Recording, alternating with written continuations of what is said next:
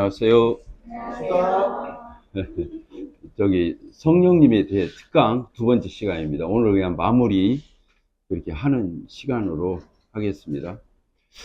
다시 이제 고개를 들고 저를 한번 봐주세요.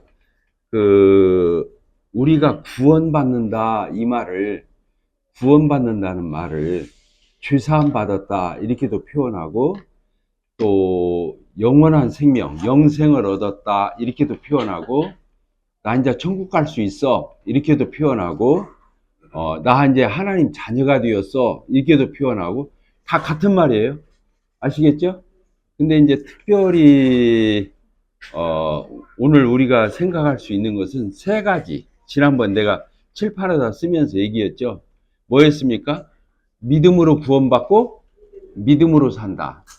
그렇죠? 믿음으로 의롭다함을 얻고 믿음으로 살잖아요. 그러니까 이 믿음이라는 단어는 신뢰라는 단어예요. 신뢰.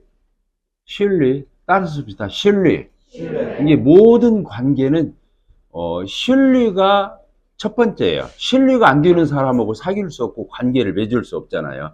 이게 믿음, 영어로 트러스트라고도, 빌리브라고도 하고, 이 믿음이 가야 돈도 꿔주고, 믿음이 가야 결혼을 결정도 하고, 이 모든 선택을 할 수 있잖아요. 믿음이라는 말이. 그래서 이 믿음이라고 하는 이 단어가 신뢰를 나타내니까 뭘로 구원을 받냐면 신뢰로 받는 거예요. 아시겠죠? 하나님을 진짜 믿어. 하나님을 마음에 진짜 믿어. 그리고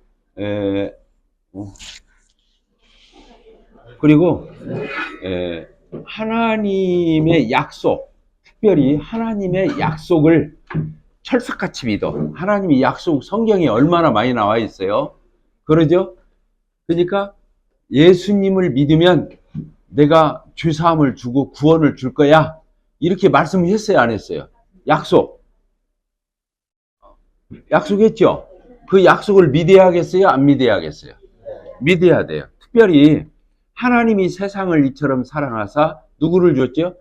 독생자를 줬다. 이 말은 하늘에서 인간의 몸을 입고 오셨다 이 말도 되지만, 그분이 내 죄를, 우리의 죄를 담당하시고 피 흘려 희생하셔서 죗값을 청산한 대속한, 이걸 얘기하는 거예요. 하나님이 세상을 이처럼 사랑하사 독생자를 주셨다 이 말 속에는 그게 들어가 있는 거라고요. 그래서 어떻게 한다고요? 이는 누구든지 그를 믿는 자마다 멸망치 않고 영생을 얻게 한다. 약속이잖아요. 누구든지 그를 믿는 자마다 어떻게 된다고요? 영생을 얻는다. 이렇게 멸망치 않고 약속이거든요. 그러니까 예수님의 십자가와 부활이 내포된 이 언약을 믿고 자기 구원을 확신하는, 이 믿는, 신뢰하는 그 믿음으로 의롭다함을 얻는 거예요.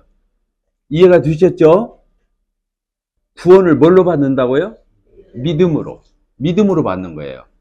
근데 이 믿음이 조금 전에 그 신뢰를 내포하는 개념으로도 쓰이고, 또 한 가지는 어떤 의미로 쓰이냐면, 이 믿음이라는 단어가 행위의 반대. 행위가 아니야. 그냥 믿음은 힘들이는 일이 아니요. 이 영적인 작용이지. 그냥 어떤 일을 내가 받아들이는 영접과 같아. 영접하는 자, 곧 그 이름을 믿는 자. 이렇게 가지. 영접과 믿음은 같은 거니까 하나님의 약속을, 하나님을 내 마음에 받아들이는 거예요. 그러니까 받아들인다는 말은 그 절대적인 신뢰 가운데 그걸 내가 영접하는 거잖아요. 그러니까 그렇게 구원을 받아요. 그런데 행위의 반대 개념이 들어있어요. 그래서 율법의 행위로가 아니라 믿음으로, 이런 말이 성경에 로마서, 막 갈라디아서, 웬만한 성경에는 이런 말들이 계속 반복돼요. 뭐라고요? 율법의 행위로가 아니라 뭘로? 믿음으로. 그러니까 믿음이라는 단어를 쓸 적에 행위의 반대, 율법의 반대, 이런 개념으로도 쓰인다 그거예요. 첫째는 무슨 개념이라고요? 신뢰, 영접, 받아들이는 거, 상대방을 받아들여 주는 거. 그게 의미가 크고, 두 번째는 뭐라고요? 절대 인간의 공로나 행위나 인간이 구원에다가 자기가 보태줄 것이 없어요. 알겠죠? 그래서 이제 행위의 반대 개념으로 이게 쓰인다는 거예요. 믿음이라는 단어가. 두 번째, 뭘로 구워? 그것을 다른 말로 표현하기를 은혜로 구원받고 은혜로 산다 이렇게 표현하는 거예요. 뭐라고요? 아까 말한 내가 하는 일이 없잖아요. 전혀 100% 내가 하는 일이 없어요. 0.1%도 보태는 게 없어요. 먼지만큼도 보태는 게 없어요. 그냥 예수님을 영접한 것밖에는 없어요. 그게 일이 아니거든요. 행위가 아니에요. 그러니까 은혜예요. 은혜. 따뜻다. 은혜. 다른 말로는 선물이에요. 선물을 은혜로 주잖아요. 내가 생각지도 않았는데 상대방이 준비해놨다가 이렇게 턱 주는 것을 생각지도 않았는데 계산도 안 했는데 상대방이 뜬금없이 주는 걸 은혜라고 하잖아요. 선물이라고. 그러니까 은혜라는 개념은 아까 행위가 아니다. 그러니까 거저 내가 얻게 되는 그 놀라운 선물을 가리킬 때 은혜라는 단어를 써요. 우리 엄마 아빠가 나 키워줄 적에 어떻게 키워줬어요? 은혜로 키워줬잖아요. 무슨 대가를 기대하고 뭔 돈을 받고 키워줬다든가 나중에 효자가 되기로는 서약 받고 키워줬다 이런 게 아니고 그냥 없어서 못 주는 그런 사랑의 대상이 우리 자녀잖아요. 부모 사랑이 은혜를 잘 그래서 어버이날 은혜라는 단어 그 노래에 있죠. 은혜. 그러니까 은혜라는 말은 내 행위가 전혀 내포되지 않고 상대방이 일방적으로 베풀어지는 호의 이런 것이거든요. 자, 이해가 됐죠?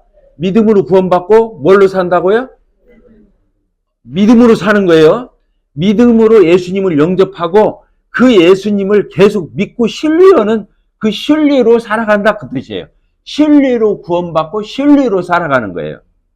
알겠죠? 그런데 거기에 뭐가 맺혀요?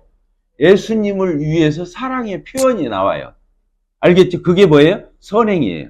그러니까 믿음으로 구원받고 선행으로 살면은 그게 율법주의인 거예요. 믿음으로 구원받고 선행으로 살면 모범되게 보이는데 그게 율법주의라고. 그러니까 그렇게 살면 돼야 안 돼요. 근데 우리는 율법이라는 단어와 계명이라는 단어를 안 쓰고 선행과 도덕 윤리적으로 예수님을 믿으면 변화돼야 돼. 변화되잖아. 그러니까 뭔가 행동에 어떤 그 변화를 내본다고 생각하고 자기도 모르게 예수님은 믿어서 은혜로 거저 구원받았고 구원받은 이후에는 내가 뭔가를 해야 할 것 같은 거야. 알겠죠? 그러니까 행위로 떨어져 버린 거예요. 근데 율법이라는 단어를 안 쓰니까 나는 율법 지키려고 한 게 아니야. 이렇게 생각하는 거예요. 그러나 사실은 그게 율법주의인 거예요. 그러니까 예수님을 믿음으로 의롭다함을 얻고 행위로 그렇게 선행으로 가게 되면 구원받은 것이 고마워서 하는 선행인 것 같아도 결국은 율법주의에 덫에 걸려드는 거예요. 그러니까 그렇게 살면 되겠어요? 안 되겠어요? 결국에는 그것도 행위주의로 들어가는 관문이에요. 근데 우리 모임의 성도들이 대체로 이 주의에 들어가 있어요. 이건 우리 옹골 송천만 그런 게 아니고 대체로 그렇다 그거예요. 이게 무슨 얘기인지 알겠죠? 그러니까 예수님을 믿고 구원받고 영접을 해서 은혜로 구원을 받으면 내가 선한 사람 돼야 돼. 착한 사람 돼야 돼. 선행 이걸로 가는 거예요. 그냥 나도 모르게. 그렇게 살면 안 되는 거예요. 그냥 믿음으로 구원받았으면 계속 믿음으로 가야 하는 거예요. 알겠죠? 대답들 안 해. 알겠죠? 이게 하나님을 예수님을 신뢰해서 트러스트 on 믿음으로 의롭다함을 얻었으면 계속 그 사람을 믿고 신뢰하는 가운데 계속 살아가야 하는 거예요. 그런데 거기에 상대방을 위한 배려, 상대방을 위한 사랑의 표현 이런 것들이 따르는 거지 그걸 하려고 구원받은 건 아니에요. 마치 빚 갚으려고 그런 건 아니다 그거예요. 자, 은혜로 구원받았으면 어떻게 살아야 돼요? 은혜로 살아야 돼. 안 그러면 다시 짐이 되기 시작해요. 그 은혜를 갚기 위해서 선행을 하잖아요. 근데 그 선행을 내가 한다 생각했을 적에는 그게 다시 덫이 되는 거예요. 그래서 어떻게 되냐면 선행을 하다가 나중에 가서는 어떻게 되냐면 나도 모르게 그 선행이 짐이 되는 거예요. 그거 율법인 거예요. 이해가 되죠? 그러니까 믿음으로 구원받고 믿음으로 가야 선행의 열매가 맺히는데 안 지쳐. 놀라운 거예요. 그리고 은혜로 구원받았으면 계속 은혜의 원리로 살아가야 돼요. 그런데 거기에 또 선행의 열매가 맺히는 거예요. 자, 마지막이 뭐냐면 성령으로 거듭나고 뭘로 살아야 한다고요? 성령으로 살아가야 돼요. 성령으로 구원받고 거듭나고 성령으로 생명을 얻고 그 성령으로 살아가야 되는 거예요. 그러면 어떻게 돼요? 성령의 열매가 맺히는 거예요. 성령의 열매를 보면 선행도 아니에요. 그냥 성품이에요. 성품. 갈라디아서 5장 성령의 열매 9가지를 보면 선행이 아니라 다 성품을 얘기하는 거라고. 선은 성품. 왜 그러냐면 내 안에 누가 오셨으니까. 성령님이 오셨으니까. 성령의 성품, 그것이 성령의 열매로 맺히더라는 거예요. 자, 여기 주의해야 돼요. 그래서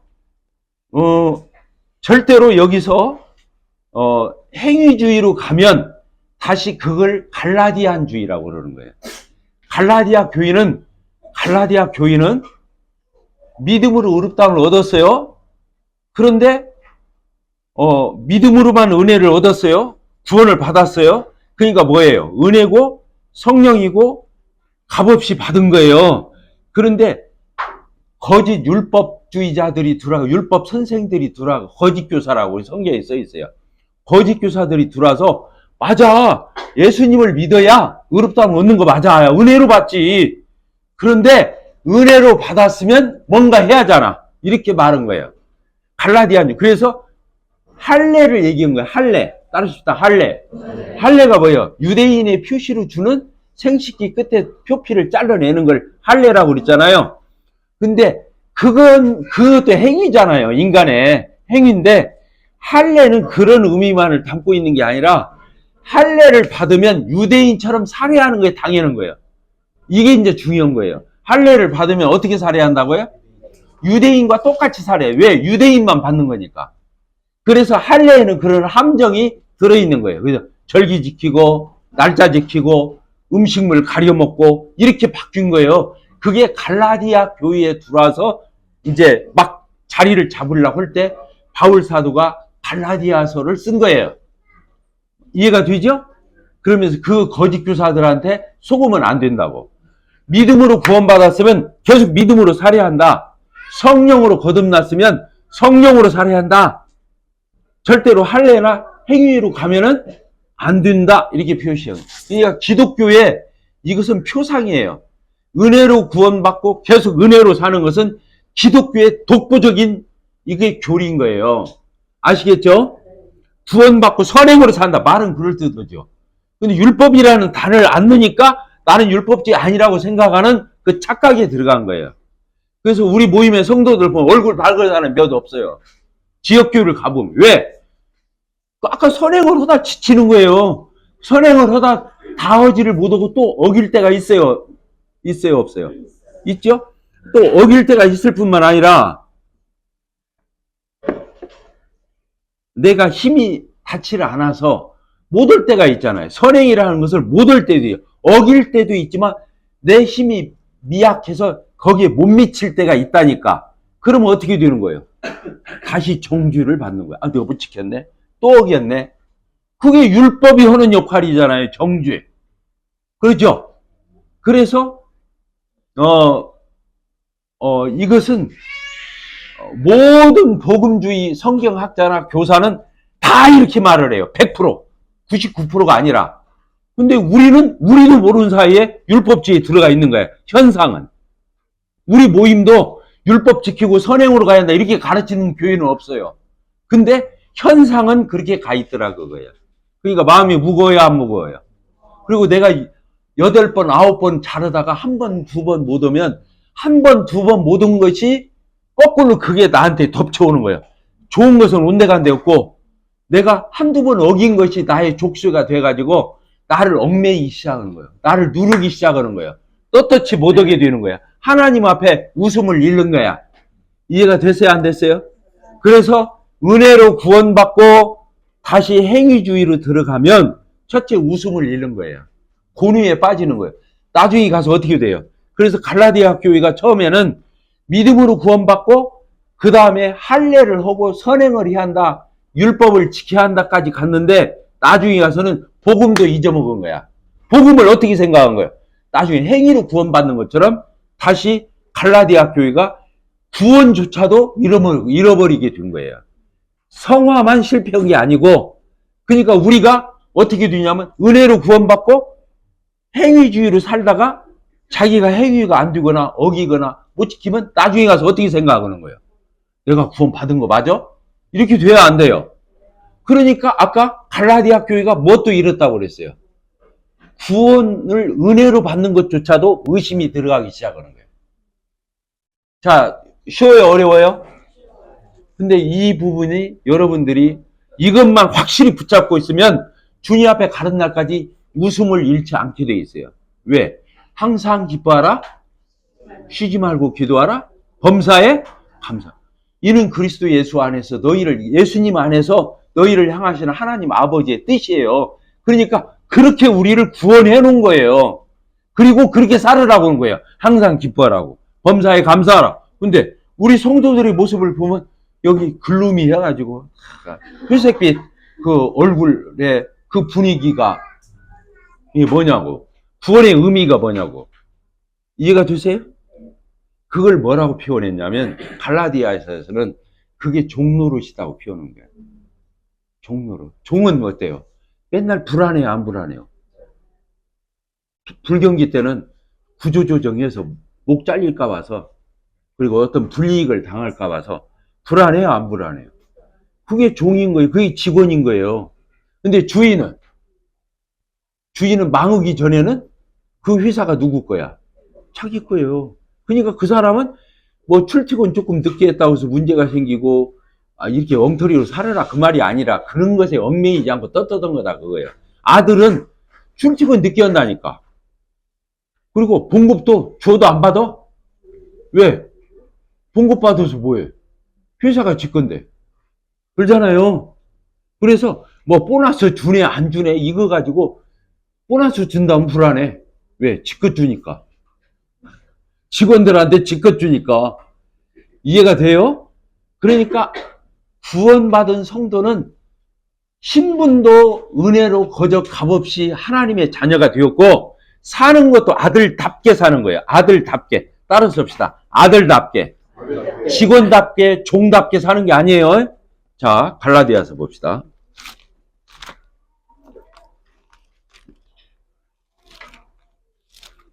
자, 갈라디아서 3장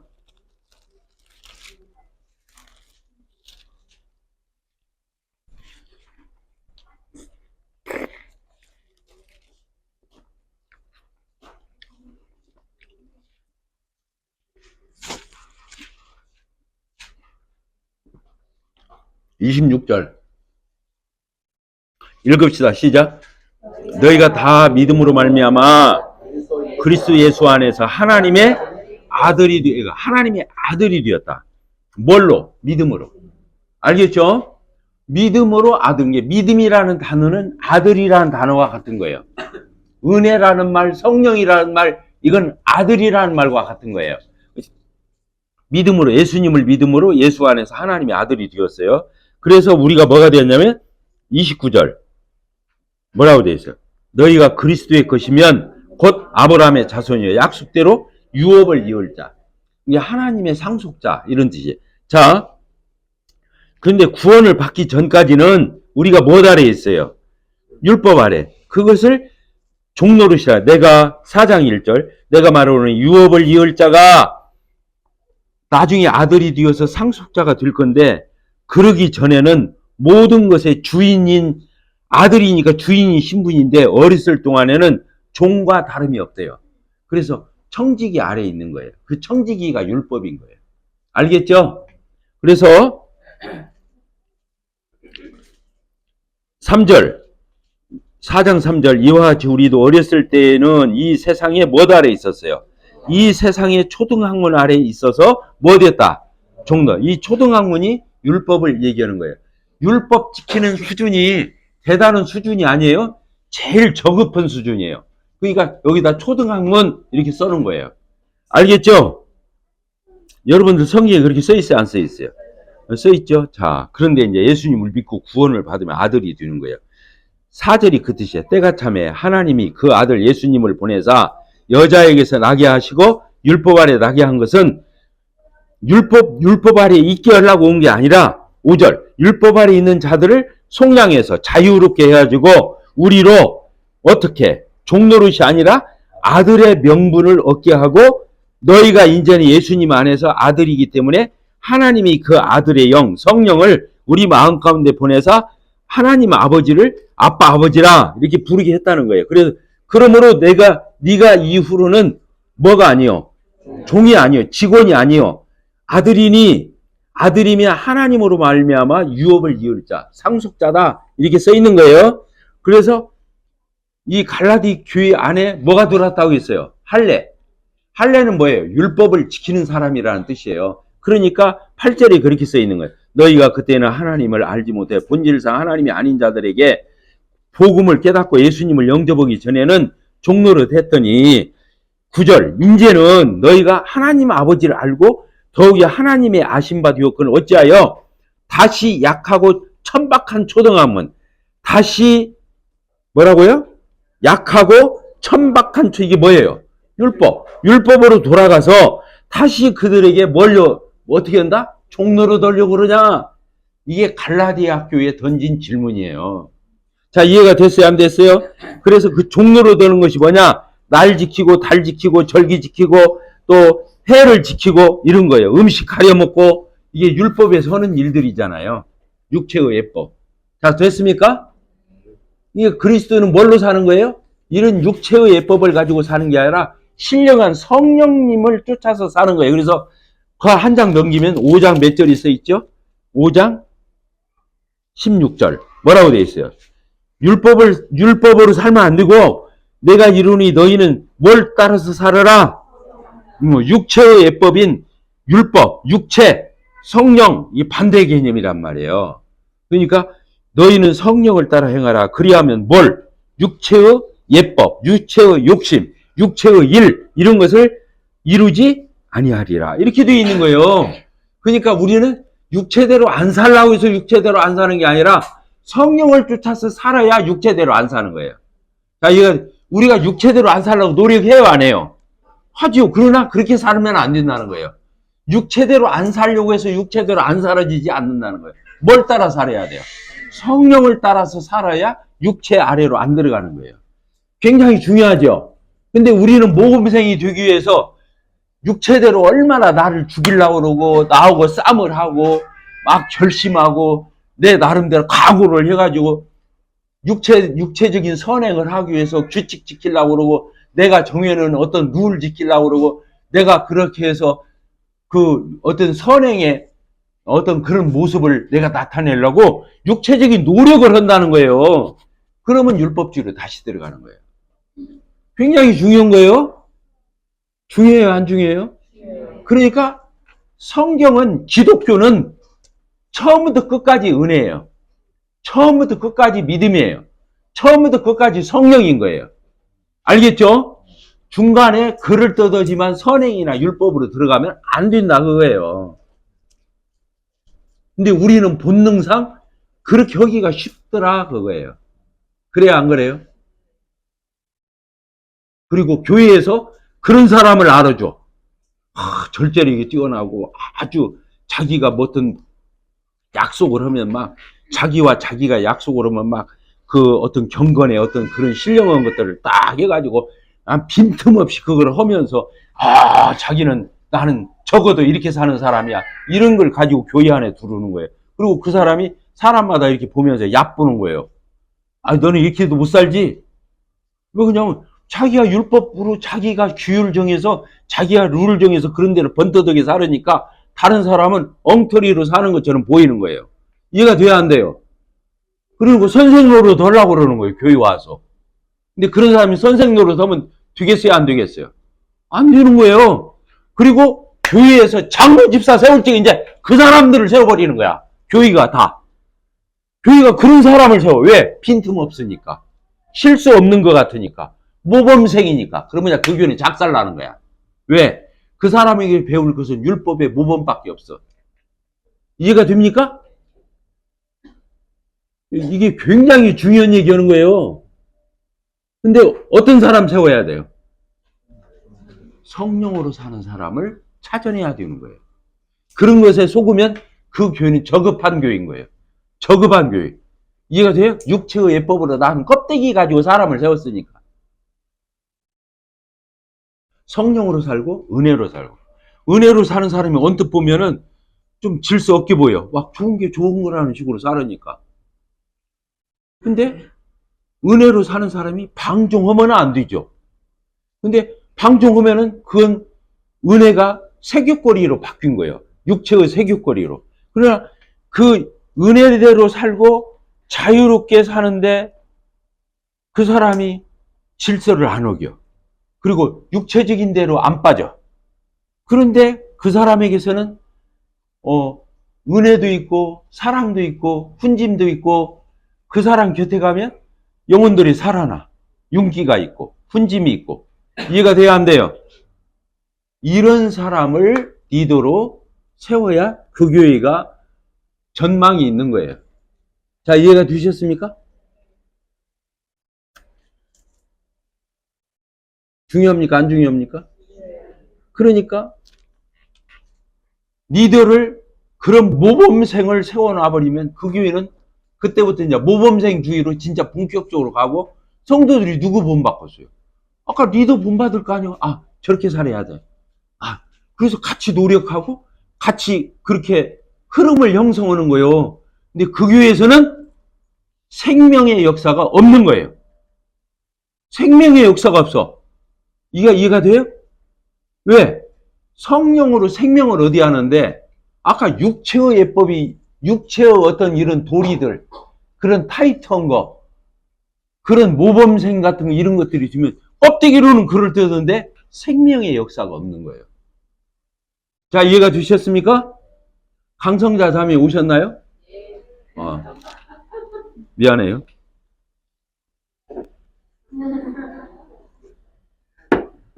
왜 그러냐면 자매님이 뭐 그 다 자기가 스스로 간증하고 공표한 거니까 자매님이 나한테 와서 잊어먹을 만하면 와서 따지고 잊어먹을 만하면 와서 따지고 왜 우리 교회는 사랑이 없는데 자꾸 구도자는 있어갖고 구원은 받냐 그거야. 뭐가 없는데? 사랑이 없는데. 왜 우리 교회는 구원의 역사는 있냐 그거야. 저 자매님이 말한 사랑은 사사로운 끈적끈적을 얘기한 거예요. 이해가 됩니까?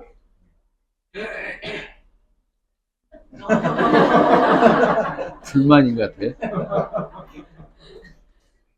그러니까 사사로우면 그게 바로 육신적인 거예요. 사사롭다는 육신과 육신이 엉킨 걸 사사로운 거라고 그러는 거예요. 그 속에 예수님이 없고 성령이 없는 거예요. 육체와 육체가 엮어지는 거예요. 그러니까 거기에는 성령의 역사가 있을 수가 없죠. 그러니까 이 교회는 사랑이 없으니까 구원의 역사가 있는 거예요. 아까 자매님이 말한 대로 사사로운 인간적인 육신의 끈적끈적함이 없으니까 하나님이 역사하는 교회가 되는 거예요. 근데 자세히 보면 사랑이 있어요, 없어요? 있어요. 이걸 알기까지가 쉬운 게 아니에요. 이렇게 눈이 시야가 바뀌기까지가 쉬운 게 아니다 그거예요. 끈적한 거 없으면 그래도 사랑 없다고 생각해. 그 사람은 체질이 돼가지고 DNA가 그렇게 정해져 나와가지고 그렇게 하고 가야 교회 갔다 온 맛이 있어. 그렇게라도 잠깐 그 맛을 보고 와야. 알겠죠? 근데 그게 해독이가 아니에요. 해독이요. 결국에는 나하고 어떤 사람하고 각별히 이렇게 두면 다른 사람과 자기가 구별 지은 거예요. 자기를. 너이 그 사람을 구별 지은 게 아니라 자기가 자기를 구별 지은 거예요. 공동체로부터. 그러니까 그 사람은 갈수록 매가리가 없어지는 거예요. 알겠죠? 아유, 대답들을 하네. 알겠죠? 그러니까 이게 굉장히 중요해요, 안 중요해요? 중요해요. 근데 이렇게 교리적으로 정립하고 교회가 실상으로 이렇게 적용하고 현장에서 이렇게 이루어지기가 쉬운 게 아닌 거라는 거예요. 근데 우리 교회가 강력하게 저항해 온 게 사사로우면 안 된다는 말을 그래서 한 거예요. 육체로면 안 된다. 조금 싱거운 것 같고 건조하게 보여도요. 성령으로 교제하잖아요. 그러면 그때는 덜 끈적거려요. 이해가 되세요? 그런데 싱거운 것 같고 건조한 것 같은데 마음이 개운해요. 돌아가서도 마음이 뭐라고 해야 돼요? 흔쾌해요. 그리고 자기 얘기에서 아까 육신에 이런 찌꺼기가 안 꼈기 때문에 신앙이 경쾌해요. 이것은 성령으로 교제해본 사람만 알 수 있는 결과론적인 거예요. 누가 여기까지 설명해내겠어요, 사실은. 이런 설명도 못 해내요. 이해가 되셨으면 안 되셨습니까? 그리고 성령으로 교제한 것이 그렇게 건조하게 보이고 덜 끈적거리게 보이고 조금 싱거운 것처럼 보이지만 이렇게 성령으로 교제한 사람은 계속 교제를 해도 그 사람 교제 사이는 문제가 안 생겨요. 냄새가 안 나요. 뭔 얘기인지 알겠죠? 뭔 얘기인지 알겠죠? 그러니까 그 교회가 거룩한 공동체가 유지되는 거예요. 아, 또 오늘 참 설명이 잘 되네. 이런 부분을 설명하기가 쉽지가 않은 거예요. 근데 이런 부분을 알기, 그러니까 나름 자기가 돌아서면서, 아, 유인관 형이 아무리 저렇게 큰 소리 쳐도 그래도 끈적끈적해야 사랑이지 뭐 하고 가는 데는 방법이 없어. 방법이 없어요.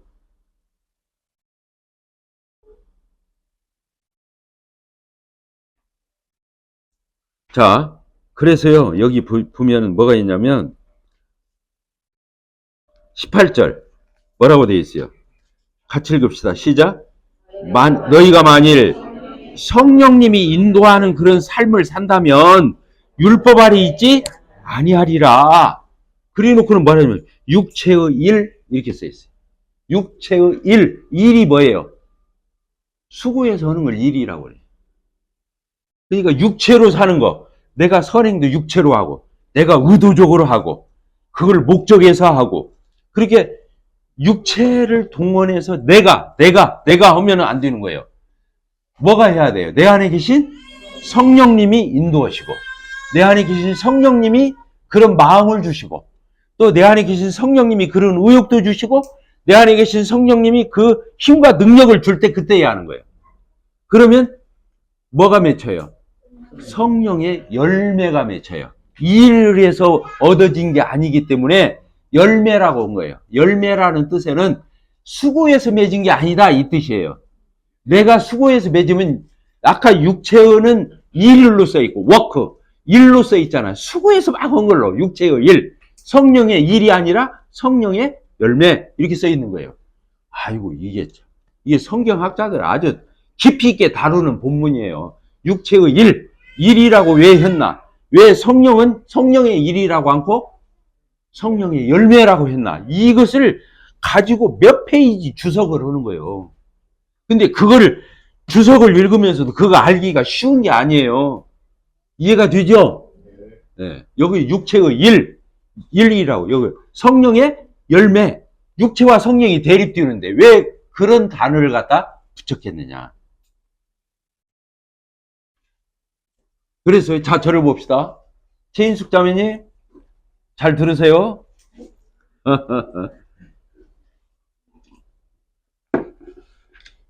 오늘 우리가 김미준 자매님 댁에 와서 지금 이게 다과를 나누면서 이렇게 지금 성경 공부하잖아요. 우리 자매님이 이거 준비했어요, 안 했어요? 근데 잘 했어요, 못 했어요? 이렇게 지금 몇 가지 종류가 몇 가지잖아, 이게. 그러면 이 자매님이 청자 자매님들한테 이렇게 보여주기 위해서 막 이렇게 욕심껏 차렸어. 알겠어요? 그런데 그게 아니라 막 형제 자매님들이 우리 집에 온다는 게 너무 흥분돼. 그리고 너무 좋아. 내가 이렇게 집을 깨끗하게 리모델링해서 오늘 우리 형제님들 이렇게 오게 한다는 것이 막 스릴 있고 막 너무 감사해. 그러니까 막 기쁨으로 감사함으로 그 사랑으로 이걸 했어. 알겠죠? 이것을 뭘로 한 거예요? 성령으로 한 거예요. 근데 육체로 하는 건 어떤 거예요? 내가 이렇게 배려심 많은 사람이라는 표를 내려고 막 골고루 막 이렇게 했어. 누구를 드러내기 위해서? 나. 한 끗 차이야. 성령으로 하는 것과 육체로 하는 것은 한 끗 차이인 거예요. 그래요, 안 그래요? 그러니까 뭔가 나를 드러내고 내가 누군가를 과시하고 자랑하고 또 내 육신에 막 어떤 자아가 있어가지고 막 그걸로 한 것은 그게 율법인 거예요. 육체의 일이에요, 그게. 자, 이해가 되셨죠? 근데 사랑으로 한 것은 은혜로 한 거. 우리 형제 자매들이 평소에 우리 가정을 위해서 기도해 주시고 우리 아이들이 교회 생활 이렇게 하는 것도 다 형제 자매들의 기도와 배려고 이런 생각을 하면서 너무 감사해. 너무 고마워. 참 형제 자매들이 우리 집에 오는 것이 너무 좋아. 그렇게 해서 오는 것은 이것은 육체의 일로 한 거예요. 마음의 중심으로부터 성령으로 한 거예요. 이렇게 그러니까 이것만 그런 게 아니라 교회 주일학교를 섬기는 것도 그렇게 섬겨야 돼요. 학생부를 섬기는 것도 그렇게 섬겨야 돼. 자, 오늘 내가 토요학교를 하는데 나가. 오늘 가야지. 애들하고 좀 놀아줘야 하는데 이거 희생하고 갈라니 그냥 우리 애들이 불쌍하고 막 알스럽고 그래. 그래도 어떡해요. 다들 팀이 있어서 하는데 가서 해야지. 그래서 억지로 와서 그냥 하기 싫은데 마지 못해서 해. 그냥 와서도 인상 쓰고 있고 그냥 그러고 있어. 그러면 거기 와서 일은 하지만 뭘로 하는 거예요? 육체로 하는 거예요. 근데 천하보다도 귀한 영혼들이 우리 교회에 와서 이렇게 하는 일인데 이 주님이 이건 놀라운 일이다. 어떻게 요새 세상에 애들이 교회를 오나. 요새 휴대폰 안 가진 애들 있어요? 예? 다 있죠? 그거 누르면 질려요, 안 질려요? 게임이었다가 유튜브 봤다가 안 질려. 근데 우리 교회를 와서 휴대폰을 안 본단 말이지. 기적이에요, 기적. 그런 걸 느끼면서 이 아이들을 내가 소중히 여겨야 돼. 여기서 하나님의 사람들이 나올 수 있어. 아니, 얘네들이 어려서부터 주님을 안다면 이건 놀라운 일이야. 그들의 생애가. 그러잖아요. 그렇게 해서 그 주일학교나 학생부에 가서 그 일을 할 적에, 그런 일을 감당할 적에는 그게 뭘로 온 거예요? 성령으로. 자, 쉬워요, 어려워요? 근데 속기가 쉽겠어요, 안 속기 쉽겠죠? 이게 성령인지 육체인지 이건 알도 못하고 막 하는 거야. 근데 그러면 대충 육체로 하고 있다고 보면 돼. 알겠죠? 그러니까 구원받은 성도들이요, 수준이 있으면 이런 것들을 의식하고 자각해서 해야 하는 거예요. 똑같이 교회 와서 막 주방에서 땀 흘려가면서 이런다고 그래서 또 막 애들하고 같이 어울리면서 애들 케어하고 애들 살피고 애들 섬긴다고 해서 같은 게 아니에요. 그 사람의 의식이, 그 사람의 마음이 어떻게 하느냐는 하늘과 땅이다 그거예요. 그리고 아까 구원 받았는데 이렇게 육체적으로 했어. 그냥 내키는 대로 자기 주장대로 자기 스타일대로 했어. 그럼 뭘로 온 거예요?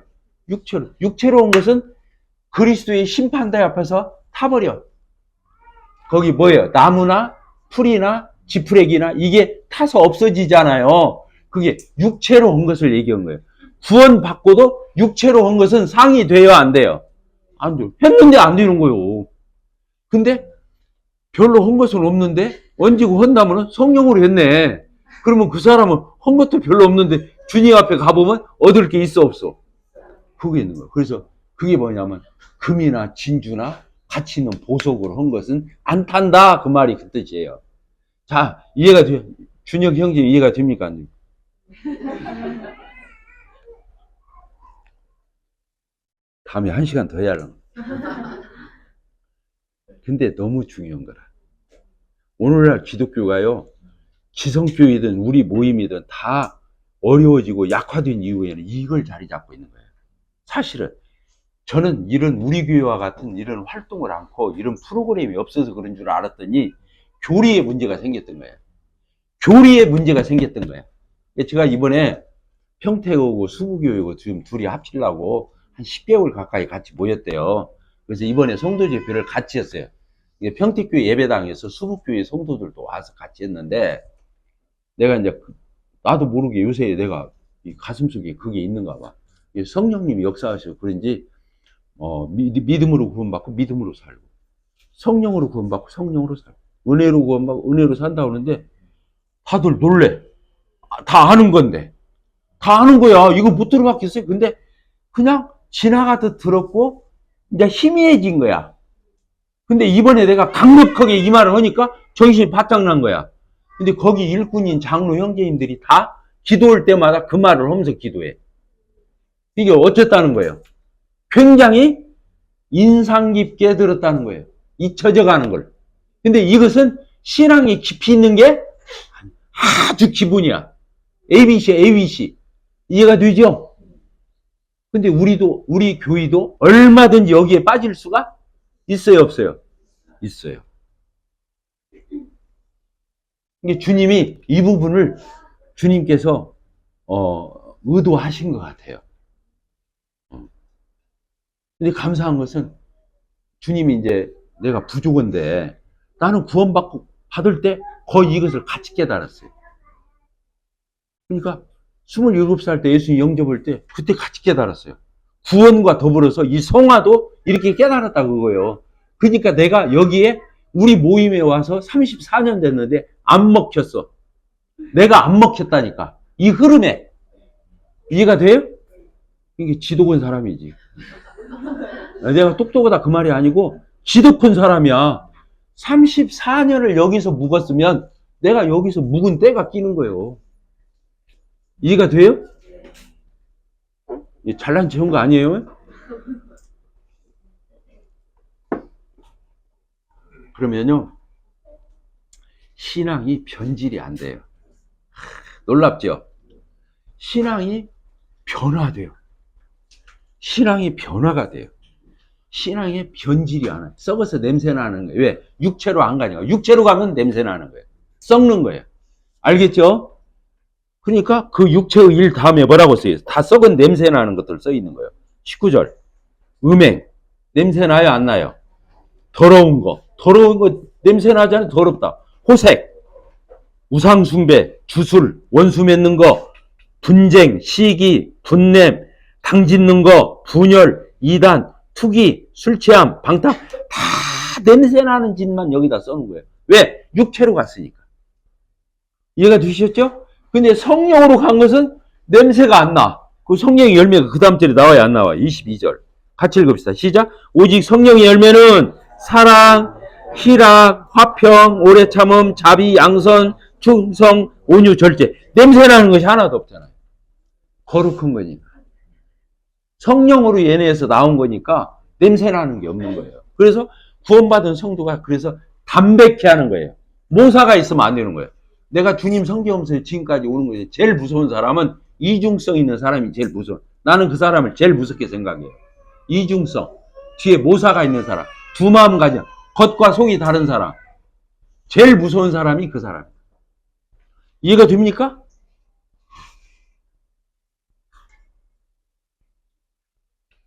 그러면서요. 자, 25절. 놀랍습니다. 그러면서 24절 읽읍시다. 시작. 그리스도 예수의 사람들은, 자, 이 말은 예수님을 영접한 사람은 육체와 함께 그 정욕, 탐심, 다 아까 육체의 일에서 나오는 그 정욕과 탐심, 그리고 내 육체, 내 옛사람을 십자가에 못 박아라 이렇게 써 있는 게 아니에요. 이미 못 박아서 죽은 거야 이렇게 써 있어요. 자, 최인숙 자매님, 이미 죽은 거로 여기지 않으면 안 되는 거예요. 죽은 걸로 여겨야 이게 내게서 없어져요. 그래서 갈라디아서 2장 20절이 그리스도인들이 다 중요하게 생각하면서 암송하는 구절이 갈라디아서 2장 20절인 거예요. 뭐예요? 내가 그리스도와 함께 십자가에 못 박힌다니. 내가 못 박혔어. 내가 죽었다는 말이에요. 여기 정과 욕심과 이런 것들이 죽은 거예요. 그러니까 지금 내가 살아있는 건 내가 살아있는 게 아니라 내 안에 그리스도가 살아있는 거예요. 알겠죠? 근데 자꾸 지금 내게서 아까 이런 정욕도 나오고 탐심도 나오고 여기 막 나오는 거 있죠? 막 육체적인 거 이런 것들이 나오면 그게 지금 내게서 나와요. 내게서 나오는데 어쨌다는 거예요. 이것을 나온다고 해서 사는 걸로 여기면 안 된다는 거예요. 죽었는데 나오는 거야. 따라합시다. 죽었는데 나온다. 죽었는데 나온다가 어떤 뜻이에요? 내가 지금 살았다고 실감이 들 정도로 막 나와. 근데 살아있는 거예요? 죽어있는 거예요? 죽어있는 거예요. 그렇게 여기야 하는 거예요. 뭐처럼? 끊어진 낙지발처럼. 낙지발이 끊어진 낙지발이 움직여요? 안 움직여요? 이게 살아있는 것처럼 보여요? 안 보여요? 근데 사실은 냉정해 보면 살아서 움직이는 것처럼 보이지만 냉정해 보면 죽은 거예요? 살은 거예요? 죽은 거. 잘려서 나온 거잖아요. 자, 이해가 됐어요? 그렇게 여기라는 거예요. 그게 로마서 6장 11절이에요. 로마서 6장 11절. 자, 로마서 6장 11절. 이걸 6장 11절을 모르기 때문에 성화가 안 되는 거예요. 6장 11절이 어떻게 써요? 이와 같이 어떻게? 너희 구원받은 너희 자신, 너 자신을 주에 대해서는 어떻게 여기라고 그랬어요? 죽은 자로 여기래요. 죽은 자요. 그리스도 예수 안에서 하나님께 대해서는 어떻게 여기한다? 산 자로 여기고. 이게 하나님께서는 연결된 것처럼 연합된 것처럼 여기고 주에 대해서는 끊어져서 죽은 것처럼 여기라. 이 여김, 이 믿음이라는 뜻이에요. 아까 믿음으로 구원받고 믿음으로 산다는 말이 이 뜻이에요. 여긴다 이 말이에요. 따집시다. 여긴다. 여기는 게 믿음이에요. 예수님이 내 죄를 다 가져갔어요? 안 가져갔어요? 가져갔어요? 안 가져갔어요? 가져갔잖아요. 근데 지금 내가 저에 앉아요. 지금도 짓고 있어요. 근데 어떻게 예수님이 다 가져갔어요? 여기 지금 짓고 있구만. 그러니까 이건 여기는 게 아닌 거예요. 지금 여기서 일어나도 이거 죽었다고 여기야 되는 거예요. 그러면 진짜 죽더라는 거예요. 죽은 것처럼 내 안에서 역사가 안 일어나요. 이야, 참. 그러니까 여기는 게 노력이 부족한 게 아니고 여기는 게 부족해서 성화가 안 되는 거예요. 여기는 거. 이해가 됐어요? 노력이 부족해서 성화가 안 되는 게 아니에요. 믿음이 부족해서 안 되는 거예요. 믿음이 뭐예요? 하나님의 말씀 오면 그렇게 여기는 거예요. 실감은 안 나는데. 야, 이해가 될 수 있어요? 어쨌든 형제님들이 이렇게 교제하면서 다 주님이 정리해 주시는 그런 느낌을 받아요. 성령으로 산다는 것이 뭐냐? 첫째, 내 안에 성령이 계시다. 이걸 알아야 돼. 교리적으로 내가 예수님 영접하고도 죄사함 받고 영생을 얻었다고 하면서도 성령님이 내 안에 와 계시다는 걸 모르는 사람이 있어요. 성경을 모르면. 언니 알겠죠? 그러니까 구원받으면 내 안에 누가 계신다? 성령이 계신다. 이걸 알아야 돼. 첫째. 그러니까 안다는 말 있죠? 두 번째, 더 의식하는 거예요. 내 안에 왔다 이것만 아는 게 아니라 지금 내 안에서 인격적으로 계속 살아서 역사하시는 분. 알겠죠? 그 성령님은 호칭도 하시고 또 가르쳐 주시기도 하시고 힘도 주시고 또 우리를 보살피시고 끝까지 그 지점으로 우리를 인도하시는 그 성령님으로 지금 내 안에 성령님을 의식하는 거. 아까 내가 구원받으면 성령님이 내 안에 와 계신다. 첫째. 두 번째, 내가 삶을 살아가면서 매사매사에 성령님이 내 안에서 역사하신다. 역사하신다. 인도하신다. 이 의식을 갖는 거. 이제 세 번째는 그렇게 알고 아까 육체는 죽은 거고 내가 하나님께 대해서는 산 자로 어떻게 한다고요? 여기면서 그 방향으로 나를 몰고 가는 거예요. 그 방향으로 내가 드린다로 돼 있죠. 드린다. 그쪽 방향으로. 성령께 드리는. 성령님 이렇게 하자면 예, 아멘 하고 따라가는 거죠. 그래서 이 성령님이 내 안에 계신다. 이것을 의식하는 것이 많이 부족해요. 우리가 성령을 받았다까지는 알아. 근데 내 안에서 성령님이 계속해서 나와 함께 동행하시면서 인격적으로 말씀하시면서 나와 같이 친교를 나누면서 함께 가시는 분, 성령님, 이런 의식, 이게 의식이 부족한 거죠. 이게 하나님의 임재 의식이 부족하듯이 이 의식이 부족한 거예요. 그 다음에 이제 실제로 적용하는 거 이런 게 있겠다 생각이 들고. 자, 정리합니다. 아까 믿음 또 뭐예요? 은혜, 그 다음에 성령. 이거는 한 세트에 똑같은 말을 다르게 한 거예요. 이해가 되죠? 예. 그러니까 같은 말이에요. 믿음으로 구원받고 믿음으로 산다.